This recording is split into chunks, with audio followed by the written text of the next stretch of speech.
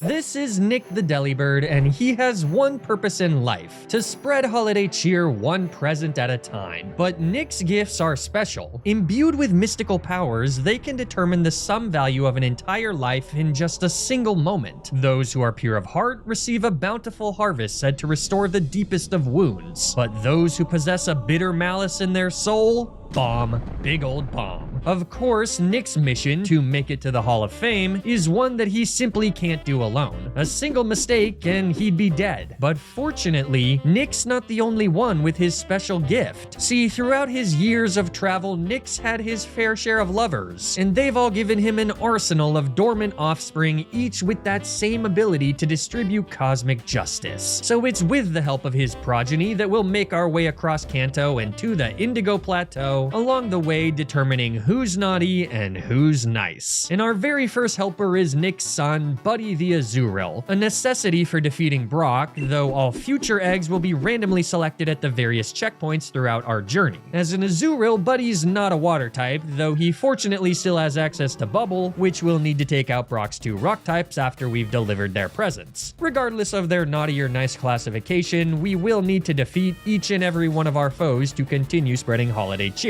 Brock's Geodude is first on our list, and regrettably, Nick's exploding gift reveals the wickedness buried deep within. The small chunk of damage ensures that Buddy can now get the KO with two bubbles, so Onyx swiftly comes in, missing a bind, as Buddy's present shows that Brock's ace is just as naughty as his lead. A critical hit tackle hurts as Buddy now attempts to take the KO, retaliating with a critical hit of his own, and ensuring that after a weak bind, one last bubble gets the kill to win us our very first gym badge. What an electric performance from Buddy to kick off the adventure. As we make our way to Cerulean City, we're joined by Nick's granddaughters, Tinsel the Cleffa and Mariah the Igglybuff. In order to defeat the second gym leader Misty, and particularly her Starmie, some of Nick's descendants are definitely gonna need to power up. Though as Buddy gets to the level cap of 21, our friendship simply isn't strong enough to see an evolution. So before leveling anybody else up, I do the best thing to strengthen any friendship: cardio.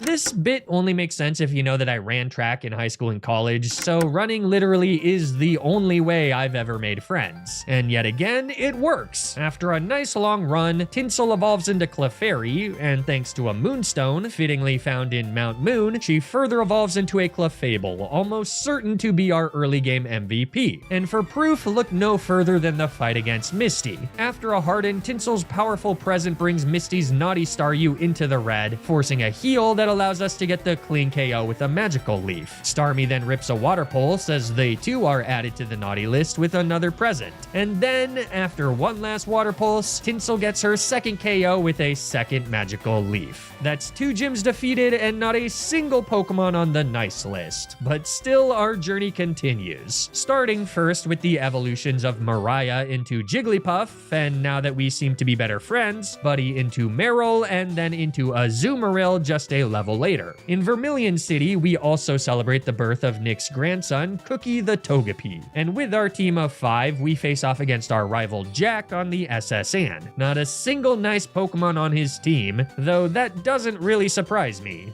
Jack's a bit of an ass. A jackass, if you will. But I gotta admit, I do love his style. Even all pixelated, he's got an awesome fit. And speaking of fits, I want to thank the sponsor of this video, Fabletics, for improving my fit this holiday season. Fabletics is a lifestyle brand that specializes in activewear, and my favorite thing about them is that every piece of clothing is super soft and comfortable. Doesn't matter what it is, t-shirts, sweatpants, important business meeting attire, it's all super cozy. Fabletics' December collection ranges from lightweight loungewear to more formal fits, all without compromising on comfort. Seriously, I've never felt more relaxed in a dress shirt and blazer. And if you don't want to take the word of a fake doctor, you can trust my friend, a real doctor who told me that he wears Fabletics every day when he's saving lives at the hospital, which is great and noble and all, but I bet he can't write a 200-page dissertation that no one, including your parents, will ever read. So, ha! Fabletics is always releasing new apparel and monthly drops, which is what makes their VIP program so alluring. By signing up to become a VIP, you'll get 50% daily discounts, monthly credits to use on a 2-piece outfit or any product up to $100, and a range of other perks. The membership is also super flexible, so you can skip any month between the 1st and the 5th without being charged. Plus, new VIPs get 70 to 80% off their first order. So be sure to use the link in the description down below and become a Fabletics VIP for great discounts this holiday season. Thanks so much to Fabletics for sponsoring this video. Now, let's get back to the challenge. Where was I? Oh, right, using my soft and youthful hands unperturbed by the trials of life to rub an old man's back until he gives me the HM for cut, which none of my Pokemon can learn, but that's okay. Against Lieutenant Surge's electric types, Tinsel will once again need to do the heavy lifting, though it's actually Buddy who kicks things off against Voltorb, yet another naughty Pokemon, as a Shockwave does decent damage before our huge power-boosted present gets the clean KO. Surge's Pikachu is also a dirty, sinful dog, falling to another present and bringing in his bigger brother. But from here, things get interesting. Raichu starts with a double team, causing Buddy's already 90% accurate present to miss. And that's just the tip of the world's worst iceberg. A Thunder Wave comes out to paralyze Buddy, which instantly pays off with a full paralysis. And what happens next is 5 turns of Buddy taking a steaming dump in his freshly washed duvet cover as Raichu proceeds to set up to +6 evasion. A Shockwave then rips into Buddy as we miss yet another present. Even with an Oranberry, Buddy is done for on the following turn, so I have to switch to Cookie only to find out that a single Shockwave does far too much damage. So next I bring in Tinsel, whose bulk lets her tank Shockwaves relatively well. She also has Magical Leaf to hit through the double team boosts, but the main mission comes first. We need to give Raichu his holiday gift. And after another Shockwave, we miraculously connect, saving us from what was quickly becoming an inevitable defeat. Raichu was naughty, I could have told you that beforehand, so now it's time to start ripping Magical Leafs. Unfortunately, like his Pokemon, Lieutenant Surge is also willing to play dirty. I also could have told you that beforehand. This man is clearly unwell. A Super Potion brings Raichu back to nearly full HP, and suddenly I'm forced to face the cold, hard truth. Tinsel just doesn't have the juice to take out the bulky rat. Another Shockwave brings her down to 14 HP, and our follow-up Magical Leaf leaves Raichu in the yellow. Our once cheery team is now in grave danger, and sadly, sacrifices must be made. Cookie comes in on a second Shockwave, and before he has a chance to receive his last rites, he's gone.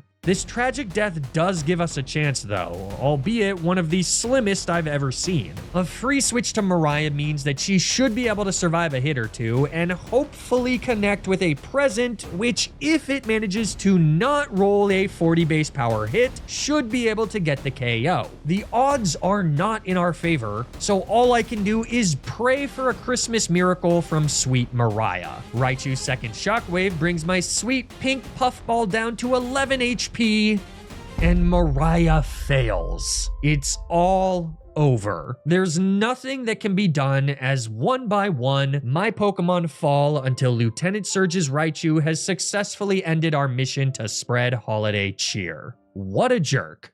That means that it's back to square one, because though the timeline of Attempt 1 may have ended in the death of the holiday spirit, there are endless timelines to observe, and perhaps this one will give us the happy holidays we so desperately desire. Now, between these two attempts, I did realize that Azurill actually cannot learn Present via Egg Move. For whatever reason, it's only Meryl that learns Present, so this Uncle Jimtendo blunder means that in our current timeline, we now have Noelle the Meryl for the fight against Brock. After determining that both of his Pokemon are once again naughty, we can pick up quick KOs with a few squirts from Noelle's water gun. I also realized that in Mount Moon, you can actually get 2 Moonstones, which in Attempt 1 would have allowed me to evolve Mariah into Wigglytuff, an action that very well could have saved the run. Unfortunately, this revelation doesn't help me out much here, as we randomly hatch Cookie the Togepi and Candy Cane the Pichu. Though Cece is a phenomenal pick for the fight against Misty, because as a Pikachu, he'll be the perfect benchwarmer as Noelle proceeds to body both of Misty's naughty starfish. Starfishes? Starfish? Mind you, Noelle does not have huge power in Attempt 2, so this is a particularly shocking feat. Our 5th teammate hatches into Snowflake the Snubble, so prior to the fight against Lieutenant Surge, here's the team in Attempt 2.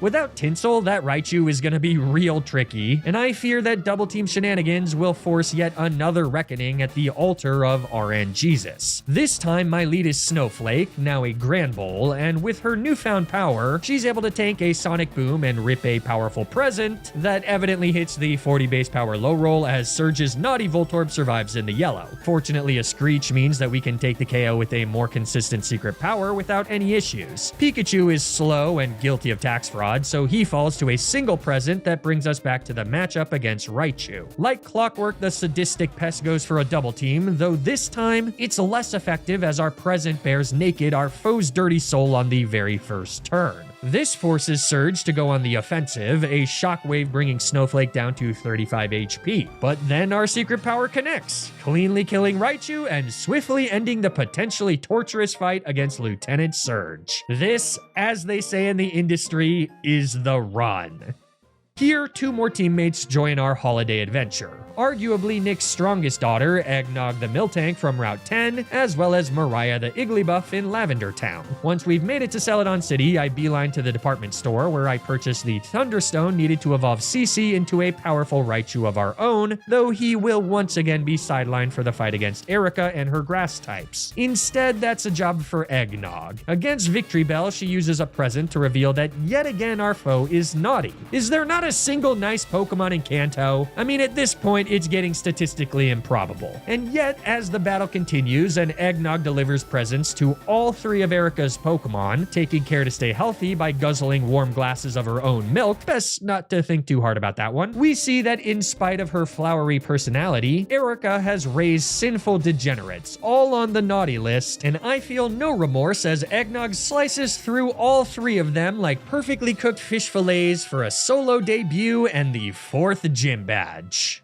A massive increase to the level cap gives us plenty of opportunities to find those who are pure of heart. But no matter where we go, we find nothing but malice. All of Giovanni's Pokemon, naughty. The dead spirit of Cubone's mother, naughty. Jack's team of 5, unsurprisingly naughty and not all that challenging, despite the presence of his powerful flamethrower spamming Charizard. The Thick Fat sisters can make quick work of him, so I soon find myself in a rematch against Giovanni, though I can't imagine that any of his Pokemon have suddenly become nice in the last 3 minutes. Snowflake is my lead against Nidorino, who, yep, is still naughty and not a particular threat. Same goes for Nidoqueen, who can do decent damage with Double Kick, but cannot survive a critical hit dig. Kangaskhan is a tad scary given her potentially powerful Mega Punches, especially after she gets a rage boost against Noelle, who determines that the powerful mother does indeed have a wicked spirit. This is definitely scary, but fortunately Giovanni's obsession with going for Tail Whip proves to be his downfall, allowing Cookie to hit her with a yawn such that Eggnog is free to come in and take the KO with a handful of secret powers. That just leaves Rhyhorn, who once again receives a gift that sends him straight to the naughty list. And then, almost as if to prove that he truly does belong there,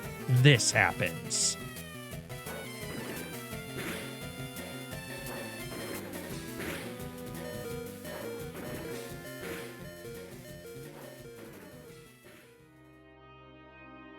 Five Rock Blasts, including a critical hit, are just enough to kill Eggnog. A truly brutal death. In her short life, she had become a staple to the team, a quasi-leader to her siblings, nieces, and nephews, and no one is more heartbroken than Nick. What started as a lighthearted journey to spread holiday cheer now had real consequences. Eggnog was gone, and it was apparent that she very well might not be the only child he'd have to leave behind.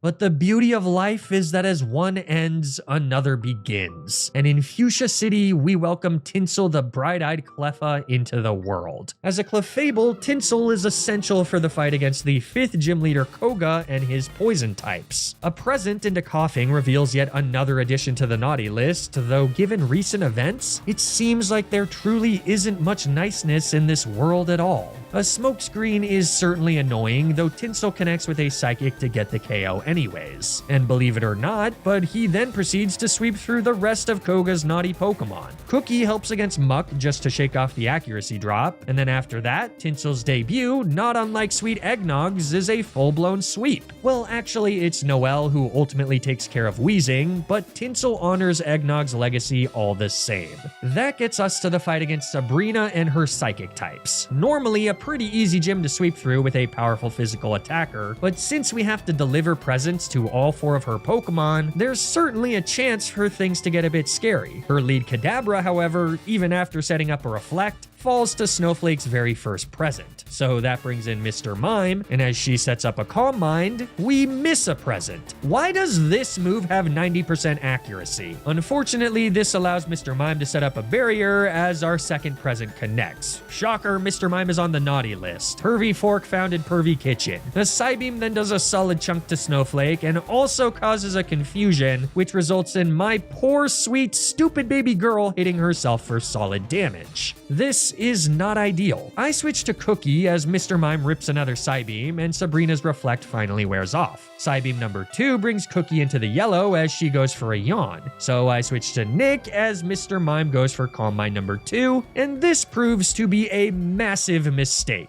See, Nick's strengths lie more so as a lover than as a fighter, and despite a few turns to fire off attacks, he does very little damage to Mr. Mime before she wakes up and rips a nasty Psybeam that cleanly kills Nick from full HP. Seeing him fall, I'm hit with a bittersweet thought. At the very least, a swift death spares Nick any more heartbreak. Losing one child is enough, and knowing what comes next, this is for the best.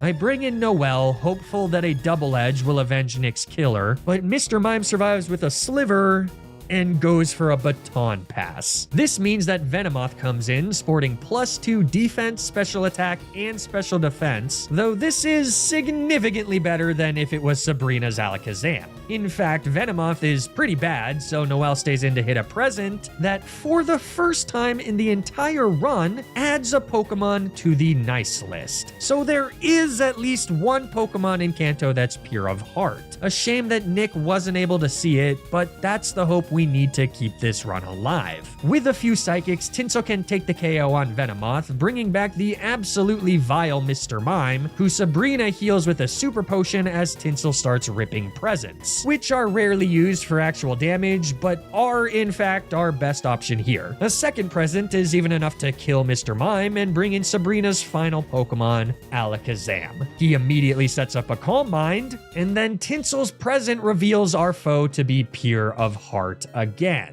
That is extremely bad. Without any damage on Alakazam, and most of my team already damaged from the brawl with Mr. Mime and the stupid bug, we are in an incredibly tight spot. I send in Candy Cane as Alakazam rips a devastating +1 Psychic that brings him down to just 5 HP. And suddenly, I'm left with a tragic realization. The only way for me to win this is to hit Alakazam with a Thunder Wave so that the rest of my teammates can outspeed. This, of course, means that Candy Cane will die, but it's a sacrifice that I absolutely have to make.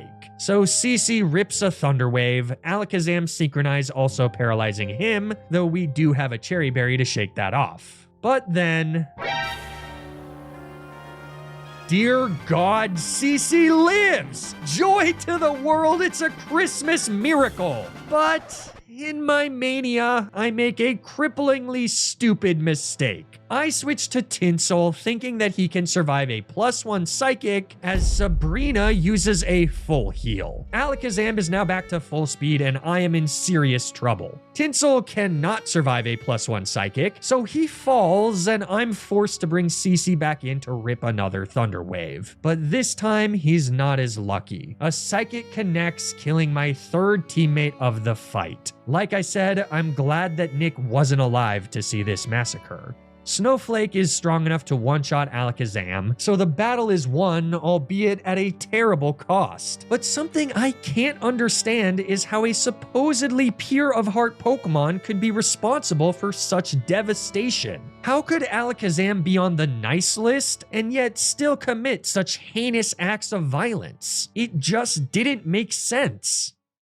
Even after retrieving Mariah the Wigglytuff from the box, we arrive on Cinnabar Island with just 4 Pokemon, though here I can hatch Nick's final descendant, Kringle the Chansey. And though she'll never get to meet her grandfather, I have faith that Kringle will honor him nonetheless. The 7th gym leader, Blaine, is yet another gym leader that under normal circumstances is a breeze to sweep through with any water type, though stopping to deliver gifts to each of his Pokemon once again makes things a bit harder. Still, Noel is free to do just that against his first 3 Pokemon, all of which are naughty. Although infuriatingly, she does miss 3 times in a row against Growlithe. Seriously, whoever decided that present should be 90% accurate, prison for life. Anyways, by the time that Blaine's Ace Arcanine takes the field, Noel's only able to fire off a present that for the 3rd time in short succession reveals another Pokemon with a clean and sinless soul. I mean, fair enough though, that is undoubtedly a good boy. Fortunately, with switches between Snowflake for Intimidate attack drops, and Kringle, now a Blissey, to tank Arcanine's 5 powerful Fire Blasts, it's safe to eventually stall out the fluffy dog so that Mariah can come in and take the KO with a handful of Water Pulses. Our first brush with a member of the nice list that didn't end in abject tragedy. That leaves the final gym leader, Giovanni, and 1 death at his hands is more than enough for 1 playthrough. Presents reveal that all 5 of his Pokemon are naughty before Noel's Surfs wash each and every one of them away. With a combination of Cookie's Yawn and Wish against Nidoqueen, we can ensure that Noel has enough HP to take the KO on all of Giovanni's Pokemon. So just like that, we've got all 8 badges, and my team of 5 Christmas adventurers has made it to the Indigo Plateau. Here's the final team, all at the level cap of 60. I'd be lying if I said I wasn't worried about our chances of making it through these fights, but we've come so close to spreading holiday cheer to every corner of Kanto, and in order to honor the memory of jolly old Saint Nick,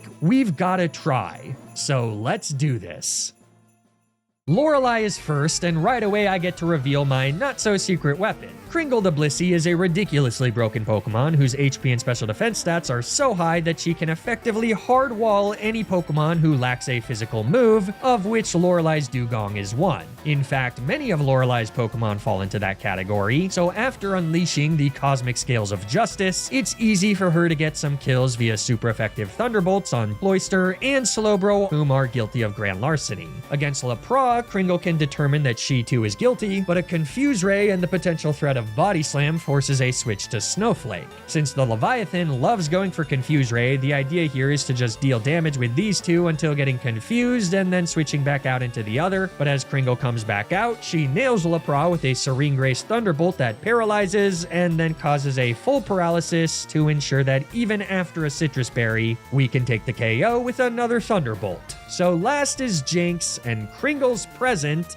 Oh, come on, in what world is Jinx pure of heart? Is it nice to freeze your opponent? That's objectively the most messed up of all the status conditions. And what about unwanted kisses that cause you to fall into a deep sleep? That is certainly a crime. The good news is that all of this is nothing that Mariah can't handle with a few body slams, but I'm seriously starting to question the integrity of our presence. The second member of the Elite Four is Bruno, who has the potential to be quite scary given that 3 of my 5 teammates are pure normal types. Mariah can at least deal with his Onix, who is obviously naughty and then falls to a Water Pulse. So second is Hitmonchan. Cookie comes in on a Sky Uppercut that does enough damage to mean that we're gonna need to risk some critical hits. Or so I thought, because as we go for a yawn, Bruno, in all his infinite wisdom, attempts a counter, which means that I can easily survive a second high roll Sky Uppercut to get off a Wish. As Hitmonchan falls asleep, this lets me stay in to deliver a present that misses, likely because Cookie has the ability Hustle. But with the Wish bringing us back to nearly full HP, I can set up another and then rip a very strong present, confirming our foe's naughty spirit, while Hitmonchan stays asleep for the entire thing.